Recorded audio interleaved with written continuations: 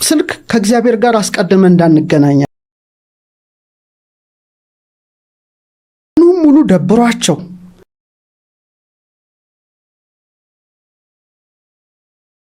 አንዳንድ ሰዎች ወይኔ ጊዜ ያጠረብኝ የሚሉ ሰምተሰማ እንዴት ጊዜ ያጥራል? በጣም የተትረፈረፈ እኮ ጊዜ ነው ያለን። ምን አገባህ አንተ በሰው ህይወት የምትኖረው? እኔ አሁን ስለ ሰው ምን አገባኝ? የምኖረው የራሴ ነው የመጀመሪያ ህይወት።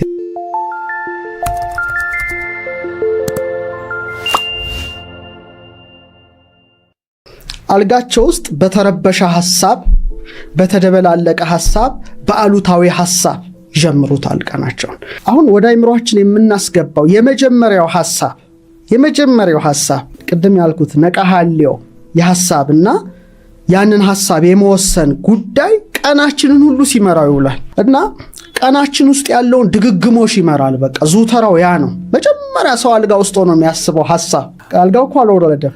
ለምሳሌ አንዳንዱ ሰው ገና ከእንቅልፉ እንደነቃ ደግሞውን ነጋ ውሽ ደግሞ ዛሬ ቀኑ ሙሉ አጨናናቂ ቀን ነው ዛሬ ቀኑ ሲያደክም ብሎ ይጀምራል። ያለቀ በቃ። ምክንያቱም ውሸት አያውቅም። ይሄ ህግ እውነት ብቻ ነው። አንተም እኔም ካሜራ ማኖቹም ድንጋይ ሁላችን ወደ ሰማይ ብንወረውር ወደ ታች ይወርዳል። የኔ ሰማይ ላይ ተሰቅሎ አይቀርም እና ቀናችን ደግሞ ነጋ ደግሞ ነጋ ብለ ከጀመርከው በቃ አይምሮ ምን ነው የሚረዳው? ከቁጥጥር ውጪ ነው ያቀን ላንተ። ቀኑ አድካሚ ነው ካለ በቃ ሲያሰለች ሲያደክም እንደሚውል ነው የሚረዳው። በቀጥታ ወደ ስሜት ይልከዋል ያን መልእክት። አንደኛ ቀኑ አስቀያሚ እንደሆነ፣ ቀኑ ደባሪ እንደሆነ፣ ቀኑ አሰልቺ እንደሆነ፣ ቀኑ በጣም በብዙ እንትኖች ማያምሩ ጉዳዮች እንደተሞላ ይነግረዋል ማለት ነው ሰውየው። ስለዚህ አንሶላ ውስጥ ነው ማሰብ የሚጀምረው። ስለዚህ ወዲያው የጭንቀት ስሜት ይመጣል ማለት ነው። ትክክል ነው፣ ሲግናሉ ያ ነው። ስለዚህ ኮርቲሶል እነዚህ የጭንቀት ሆርሞኖች ከፍ ይላሉ። ገና አንሶላ ውስጥ ሆነ ነው። ወዲያው የልባችን መስክ ይዳከማል። እዛው ኤሌክትሮማግኔቲክ ፊልዱ ይላል ያ ትልቅ እስከ 2-3 ሜትር የሚዘረጋው ኃይል ስብስብ ይላል። ምን ውስጥ? ገና አንሶላ ውስጥ በቃ። ስለዚህ ለመጨነቅ በሩ ይከፈታል። በቃ ቀኑ ሙሉ በቃ አስጨናቂ ቀን ነው ሲከብ የሚውለው። ስለዚህ ንዝረት ዝቅ ይላል። በቃ ይሄ ኃይል ዝቅ ይላል፣ ንዝረት ዝቅ ይላል፣ ምስጋና ይሞታል። ትልቁ የሰው ልጅ ጸጋ ማመስገን ነው። ምንም ነገር ቢሆን ማመስገን መቻል አለብህ። እንደ ኢዮብ ማለት ነው። ሁሉም ነገር ምስጋና እና ምስጋና አግዶ በማጉረምረም በማኩተምተም ቀን ተጀመረ ማለት። አምላክ ደግሞ የሚጠላው አጉረምራሚ ሰው፣ አኩተምታሚ ሰው በጣም መጥፎ ሰው ነው። አማራሪ ሰው በጣም እስራኤሎች ለምሳሌ 40 ቀን ጉዞ 40 ዓመት ፈጀባቸው የሚሉት በማጉረምረም በማኩተምተም ላይ የተመሰረተ ያለ ማመስገን። ሙሴ እንኳን ድንጋዩን መጥቶ ነው ውሃና አመስግኖ ነው የሚሰጣቸው። አንድ ቀን ሳያመሰግን ድንጋዩን መታና ጠጧል። አትገባም ምድረ ርስት አትገባም ተባለ። ለምን? ስላላመሰገንክ ነው። እና የሚያጉረመርም ሰው ቀን ሁሉ በጣም የጨፈገገ ከመለኮታዊ ጸጋ የተላቀቀ ይሆናል ማለት ነው። አንሶላ ውስጥ ነው የሚጀምረው ትልቁ ጉዳይ፣ በቅዱስ ሐሳቦች መጀመር ገና አንሶላ ውስጥ እያለ። ይሄ እኔም ማደርገው ነው፣ አብዛኛውን ጊዜ ማደርገው ነው። አንደኛ ጠዋት ከእንቅልፍ ስነሳ 2 ሐሳቦች አሉኝ። አንድ ገና ብልጭ የሚል ሐሳብ፣ ሁለተኛ ደግሞ ቁርጥ ሐልዮ የሚባለው የምትወስነው ሐሳብና በቃ ልክ አይንህን ገለጥክ አይደል? አንሶላ ገለጥክ። ስትገልጥ አይናቸው እንደተጨፈነ የሞቱ ሰዎች በዛን ቀን ሚሊየንስ ይኖራሉ እና አይንህን ገልጠሃል። ስለዚህ የመጀመሪያውን ትንፋሽ ተንፍሰሃል።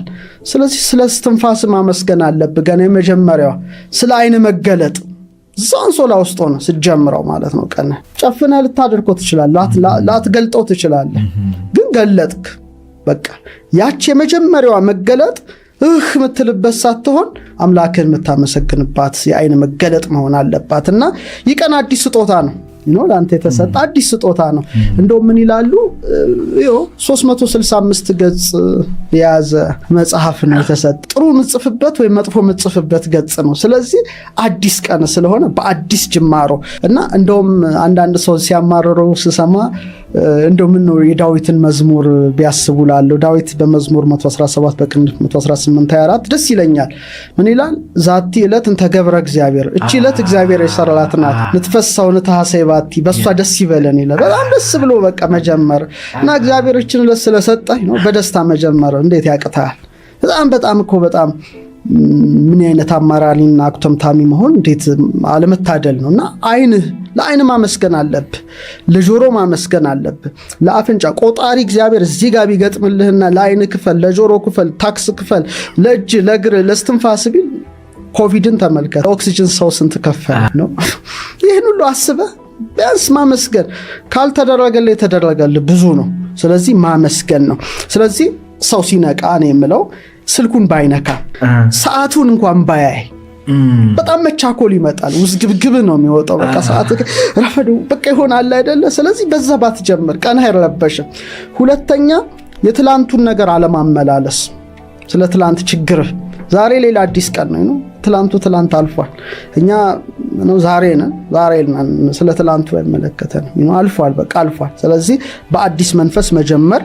ስራዎችን አትዘርዝራቸው ነው። መጀመሪያ ከስራ ይልቅ መጀመሪያ እግዚአብሔር ስላነቃ በቃ ያ ለአንተ በቂ ነው። ስራህን የምታቀድበት የራሱ የሆነ ሰዓት አለው። እሱን እንመጣለን እና የምስጋና ሳይነጋ በቃ ሳይነጋ ብለህ የምትጀምረው መሆን አለበት። ለምን ነጋ? ውይ ነጋ ውይ ብለህ ከጀመርከው ኤነርጂ እንትን ይሄ ሽሪንክ ነው ጥፍ የሚለው። ሁለተኛው ሳታውቅ ሳትገነዘብ ፈጥነ ካልጋ መነሳት። ይሄ በጣም አደገኛው ነው ጉዳይ ነው። ብዙዎች በቃ ብድግ ነው የሚሉት ካልጋቸው። በጣም ይሄ መሆን የሌለበት ነው። ለምን መሰለህ? በህልም ዓለም ውስጥ ነበርክ። ስጋ ተኝቶ ያንኮራፋል። ነፍስ ህልም በማለም ራእይ በማየት እንትን ውስጥ ናት፣ ረልም ውስጥ ናት፣ እዛ ውስጥ ናትና ለመቀበል ክፍት ናት ብዙ ነገሮችን፣ ሰማያዊ ነገሮችን ማለት ነውና ስጋ ሲያርፍ ነው። ነፍስ ግን በህልሞች በራእዮች ውስጥ ነበረችና ልክ ከእንቅልፍ ስንነቃ ያ ጉዳይ ለተወሰነ ጊዜ አብሮን አለ። ብንግ እንዳልክ ወደ እንትን አትመለስም። ያ ጉዳይ አለና መንፈሳዊ ያነሳስ መነሳት መንፈሳዊ ያነሳስን እንደው የተጠዳደፈ ያልሆነ ያልተቻኮለ አነሳስ ካልጋችን መነሳስ ከጀመርን በጣም ጥሩ ነው። ምክንያቱም ልክ እንደ ፀሐይ እኮ ባንዴ አትወጣም ማለት እንትኗን ብርሃኗን ታሳያለች። ግሎ ያረገች ነው የምትወጣው እንጂ ዝም ብላ እሳት አደጋ አይደለንም። እኛ ነው ፀሐይ ነን። እሳት አደጋ ነው። ድንገት ተነስቶ መንገድ ላይ ሳታስበው ይላል። እሳት አደጋው ያነሳስ ከተነሳ ቀን ሁሉ ጨልሞ ነው የሚውለው። ልክ ነው የፀሐይ አነሳሲ ነው። ብርሃኗን ቀስ እያለች በምስራቅ ጀንበር እንደምትወጣ ነው። ቶሎ ካልጋ ተጣድፈ ከተነሳ የነርቭ ስርዓት ይደነግጣል። በቃ ረፍት ላይ የነበረ እኮ ነው በድንገት የምታስነሳው። የተዛባ የነርቭ ስርዓት ይሆናል። እስትንፋስ፣ የልብ ምት ይበላሻል። አንዳንዴ ትዝ ይልሃል ድንግጥ ብለህ የሆነ ስትነሳ ልብህ ይመታል አይደል? መልሼ ልተኛም ብትል አትችልም። በጣም ነው የምትቸገረው። ስለዚህ የልብ የስትንፋስ የምትሉ ተበላሽቶ ነው የምትነሳው። ሶስተኛ ሐሳብ ተከፋፍሎ መንፈሳዊ ስሜቱ ሁሉ ተዛብቶ እና ገና ሳትነሳ ውጥረት አስብ ብድግ ማለት ውጥረት ነው። በጣም ደስ የማይል ውጥረት ይጀምራል። ስለዚህ ዝቅ ብለው የመነሳት ልምድን እንደው ቢጀምሩ። ስለዚህ አሁን አይናቸውን ገለጡ፣ አንሶላ ውስጥ አመሰገኑ አይደል? የመጀመሪያው ፓተርንና እና አልጋቸው ውስጥ እያሉ ልባቸው፣ ቃላቸው፣ እስትንፋሳቸው በማመስገን ቢጀምር። ለምሳሌ አሁን ልብህ መታደ ደስ ይላል። ልብህ እኔ በጣም ልብህን መንካት ትልቅ ነገር ነው። ልብ ማለት የልዑል ቤት ማለት ነው። በእኛ ትምህርት በለና በበ እግዚአብሔር ዙፋን ትልቅ ነገር ነውና ምንድነው ሰሎሞን ተኝቻለሁ ልቤ ግን ንቁ ናት ይላል። በጣም ይገርም ነው። እና መጀመሪያ በቃ የመጀመሪያ ትንፋሽን በፍቅር ብትነካው ልብህ ለሰውነት በነገርከው ቁጥር ነው የሚከፍል። ደካማ ነው ካልከ ደካማ ነው፣ ኃያል መሆኑን ኃይል ይሰጣል። አንድ ቀን እግራችንን ቴንኪው ብለን አናውቅ፣ አይናችንን አናውቅ፣ አፍንጫችንን አናውቅ፣ እጃችንን አናውቅ። የፈጠራቸውም ቀርቶ ራሴ የሰጠህን አትልም። እና መጀመሪያ ልብህን በቃ ልክ እንደ ፀሐይ ማለት ነው ልብህ ይመታል አይደል? በነፍስ ልብ ሰጥተዋል። ደስ ይልልህ ይገባል የመጀመሪያው። ከዛ በኋላ እስትንፋስ የህይወት እስትንፋስ ገብቷልና ስትል የመጀመሪያው እስትንፋስ ለአዲሷ ገጽ ህይወት ተጀመረ ማለት ነው። እስትንፋስን ተወስዳልና እዛ ሆነ ጌታ ሆይ ስላነቃኝ አመሰግንሃለሁ። ዳዊት የሚለው ነገር አለ። አንሰ ሰከብኩ ሆኖምኩ እኔ ተኛው አንቀላፋው ወተንሳይኩ ተኛው ማለት እስመ እግዚአብሔር አንቃህን እግዚአብሔር አንቅቶኛልና ነቃው ነው። እሱ በያነቃ እዛው ሞተ ትቀራለህ። ልብህም አይመታም። የስንት ሰው ልቡ እዛው እንደታተመ ቃል ውስጥ እስትንፋስ ልቤ መጥቷል አለው፣ ቃል አለኝ አለው፣ እስትንፋስ አለኝ፣ ሕያው ነኝ። ስለዚህ ለልቤ ለቃሌ ለእስትንፋሴ መጀመሪያ የሰጣቸውን አምላክ እዛ አልጋ ውስጥ ትንሽ እንቅስቃሴ እጅ ይሰራል፣ እግር ይሰራል፣ አንገት ይሰራል። ደስ ይላል። እኔ ትንሽ አልጋዬ ላይ ሳልነሳ እንደውም በጣም መወዳቸው ክፍሎች እሷ ናት። ከነቃው በኋላ መጀመሪያ የራሴን ልምድ ነው ማጋራው። ሁሌ አልጋዬ ውስጥ መጀመሪያ ማስባት ምንድነው ግሩምና ድንቅ አድርገህ ፈጥረኸኛልና አመሰግንሃለሁ።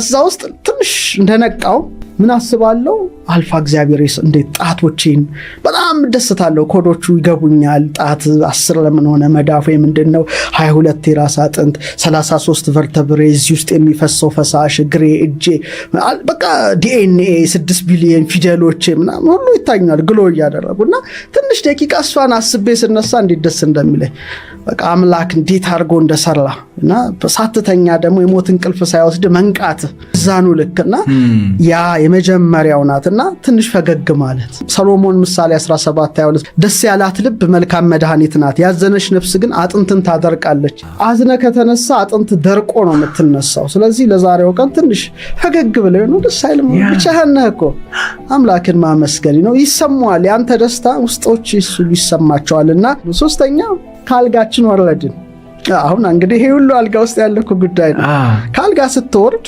ጨለማ ባይሆን ነው የተዘጋ ጭልም ያለ በጣም ለምሳሌ የጨፈገጋ አየር ብታይ ምንድነው የምትሆነው ጭፍግግ አይደል አሁን አውሮፓ ለምሳሌ ዊንተሩስ በጣም ክረምቱ ሁሉ ጭፍግግ ሚስቅ የለም ለምን አየሩ ሰመር ላይ ደግሞ ፀሐይፏ ስለምትል ሰው ይስቃል ምናምን ይሄ ተፈጥሮ እኮ ነው አየር ንብረቱ ምን ያህል አሉታዊና አዎንታዊ ጉዳይ እንደንተና ቤትም ስትነሳ ዳርክ ከሆነ በቃዛው ቆይላል አንሶላ ውስጥ አትውጣ አንዳንዱ እኮ እንደለ ወዲያው ገብቶ ይቆያል በቃዛው ምንም ብርሃን ፍሰት የለም ስለዚህ የማይንቀሳቀስ ጉልበት ነው ዛሬ በጣም ጉልበት ይንቀሳቀሳል ግን አለ አይደለ ሲያለ መሄድ ይሆናልና ብርሃን ያግዳል ስለዚህ ሰው መንፈሱ ይጨናነቃል ልክ እንደ ጭፍግግ እንዳለ አየር ቤቱን ሲያው ተዝረከረከ ነው ጭፍግግ ያለ ነው ስለዚህ ዛው ቆይላል አይምሮም ጭጋግ ይሆናል ነው ብለሪ ይሆን ምንም እንትን አይነት ይሰማዋል ተነሳሽነት ያጣል በቃ ግን የስነ ፍጥረት ታሪክ ሲጀምር እግዚአብሔር ብርሃን ይሁን አለ ብርሃንም ሆነ ብርሃን ይሁን አለ ብርሃንም ሆነ ስለዚህ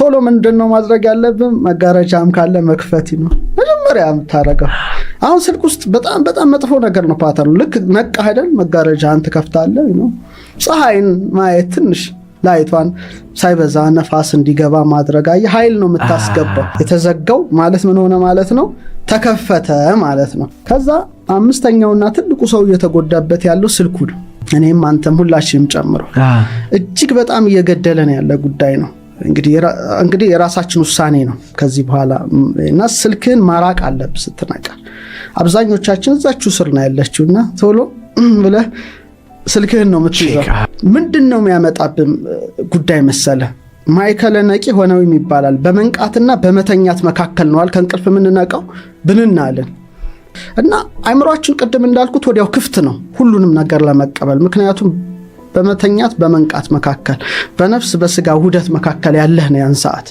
ስትተኛ ነፍስ ግን ልብ ነቅታለች ስጋ ነው የሚያንኮራፋው ሰሎሞን እንዳለው ስለዚህ ስልክህን ወዲያው አነሳ ማለት ወዲያውኑ የኤሌክትሮማግኔቲክ ጨረር ነው የሚገባው በተከፈተችው ደጃፍ ገናና ለመቀበል ዝግጁ ነው ህልም ዓለም ውስጥ ነው ምናምን ዓለም ውስጥ ትንሽ የተለየ ነው የሌሊቱ መዋቅር ከቀኑ ይለያል ምክንያቱም ህልም ሌላ ነው ራእይ ሌላ ነው ብዙ ትንሽ ረቀቅ ያሉ የነፍስ ጉዳዮች ናቸው ስለዚህ ወዲያው ስታነሳ ይሄን ስልክን ኤሌክትሮማግኔቲክ ጨረር ገባ ማለት ነው እና ደሞ ስከፍተው ወዲያው የተላከለ ኖቲፊኬሽን ሲንጫጫ በጣም ነው የሚረብሸው ነው ያሁን ምን አትወድም ብባል ስልክ ሰው ራሱ ባይደውልልኝ እመርጣለሁ በጣም ነው መጣላው ሲደወልም ሳይን እንደው ቢያንስ በሳምንት እንደው 10 ደቂቃ ብጠቀም አልችልም እንጂ እስከመመርጥ ደርሻለሁ ይረብሻል ኖቲፊኬሽኑ ሜሴጁ ምናምኑ በቃ የተረባበሸው ነው ገና ኮኔክት አዲስ ገጽ ነው የተሰጠ ከእግዚአብሔር የተሰጠ አዲስ ገጽ ነው አሁን ደግሞ ያልከው በማህበራዊ ሚዲያ የሚመጣው ያልተጣራ ዜና በቃ ይረብሻል ምን አገባህ አንተ በሰው ህይወት የምትኖረው የራስን ሳትኖር በሰው ህይወት ትጀምራለህ ታሪክ በሰው ህይወት ጀመርክ ህይወትን አከተመ ያንተ ህይወት አይደለም ቀኑ ሙሉ ስለዛ ሰው ስለተታስብ ነው የምትኖረው የሞትክ ማለት ነው እዛ ላይ በቃ አንተ ቀን አይደለም ያ ገጽ የሌላ ሰው ገጽ ነው በአንተ ደብተር ላይ ሌላ ሰው ነው የተጻፈው ይሄ በጣም ወሳኝ ነው ሁለተኛ ሞባይል የአእምሮ ሂደት ያዛባል እንዴት መሰለ በመንቃት ውስጥ የቴታና የአልፋ ሞገድ ነው በአይ ተመስጦ ምክንያቱም የአልፋ ዌቭ የቴታ እንደምናየው ሞር ከራእይ ጋር የተያያዘ ነው ከምንድነው ከግኝት ጋራ መንፈሳዊ ግንዛቤ ያዘ ነው ልክ እንቅልፍ ላይ ልክ ደግሞ የስልክ ስክሪን ገና እንዳየኸው የቤታ ሞገድ ነው። በቃ አለቀ። ፈጣን ሽግግር። አንተ እስቲ ኢማጂን ከአልፋ ወደ ቴታ በቴታና በአልፋ ሞገድ መካከል ውስጥ ሆነ በድንገት ብሬን ቤታ ውስጥ መግባት ማለት ነው። ይሄ በጣም ለምሳሌ አንተ ኤሊየን ከተማ እንደመግባት ማለት ነው። ኢንስታግራም ከመክፈት፣ ፌስቡክ ከመክፈት፣ ቲክቶክ ከመክፈት ልባችንን መክፈት። እኔ አሁን ስለ ሰው ምን አገባኝ? የምኖረው የራሴ ነው የመጀመሪያ ህይወት አይደል? እና ለዚህ ነው ሰው ገና ረብሾ ይውላል። ሶስተኛው ስልክ ከእግዚአብሔር ጋር አስቀድመን እንዳንገናኝ ያደርጋል። በጣም ትልቁና ክፉ ነገር ያ ነው። ስልክን በያዝንበት ቁጥር ትኩረታችን ከመለኮታዊ ወደ ዲጂታል አምላኩን ሳያመሰግን እንዴት ሌላ እንትን ይዛል? ያነቃውን አምላክ በጣም ትልቅ እና ደግሞ በዛው ልክ ያማረራል እኮ ትልቅ ቅዱስ እንደሆነ ሆኖ ያኩተመተማል ያ ሰው በራሱ ወጥመድ ውስጥ ገብቶ ማለት ነው። ስለዚህ ሰው ቅድም እንዳልከው በሌሎች አስተያየት አይደል ስለ ሌሎች አስብ ስትገልጽ ሌላ ዜና ሌላ ምናምን። ስለዚህ የራስ ጊዜ የለምና መጀመሪያ ማለት ግን ጌታ ሆይ ዛሬ ለኔ ፈቃድ ምንድነው ብላን አንጠይቅ። በሰው ታሪክ ትጀምራለህ፣ በማን አክተር በማን ዜና በማያገባህ ቃለም ሄደ። ግን ለአንተ እግዚአብሔር ዛሬ ያዘጋጀው ምንድነው አልጠየቅከው። አንተ ዲጂታሉ ዓለም ነህ እንጂ መንፈሳዊ ዓለም ውስጥ የለምና አጎንብሰህ ትውላለህ። ቀና ማለት አትችልም። ቀና ሙሉ አሁን በቃ ድሮ ወደ ሰማይ ሰው የሚያይበት ጊዜ ነበር። አሁን ግን ጎንብሶ ቲክቶኩ ሚኑ ፈዞ አንዳንዱ እዛው አልጋ ውስጥ ይቀልጣል። እዛው ሳይነቃ እዛው በቃ እንትን ሲል ሰው እንግዲህ አጎንብሶ እንደዚህ ይውላልና ቀና ስልክ ወደ ሰማይም እንዳናንጋጥጥ አድርጎናል። ወደ መለኮታዊ ጸጋ ወደ ስጦታው ሰው በቃ በሰው ዜና በሰው ህይወት የራሱን ሳይኖር ይሞታል። ታሪክ የለውም። በሰው ታሪክ ነው የኖረው። ገሊት ምን በላች እኔ ምን አገባኝ? ምን ይመለከተኛል? አሁን መጀመሪያ ራስህን ነው ኤነርጂ ነው። ተፈጥሯዊ የነርቭ ስርዓታችን ይዛባል። በቃ ጭንቀት ነው የመጀመሪያው እንትን ስልክ ጭንቀት ነው የሚመጣ። ቸኩል ምናምን ፍጠን ብረር የሆነ የተረባ አሁን ደግሞ ቲክቶክን ተመልከተ ስለሆነ ምንም የምትይዘው ነገር የለም። አይምሮ ይዛባል። ካንዱ ውጥረት ወደ ሌላው ውጥረት፣ ካንዱ ውጥረት ወደ ሌላው ውጥረት በቃ ተወጥረቱ ላለ ይሄ በጣም እንደው ስልካችንን ማራቅ ብንችል ለራስ ጉዳይ ነው። ከዛ ስድስተኛው ከስልክ ምናምን ከተለየ በኋላ አልጋ ውስጥ አየን፣ ከአልጋ ወረድን፣ መጋረጃ ከፈት፣ ፀሐይ ፊታችን ታጥበን ጠዋታችንን በምስጋና መጀመር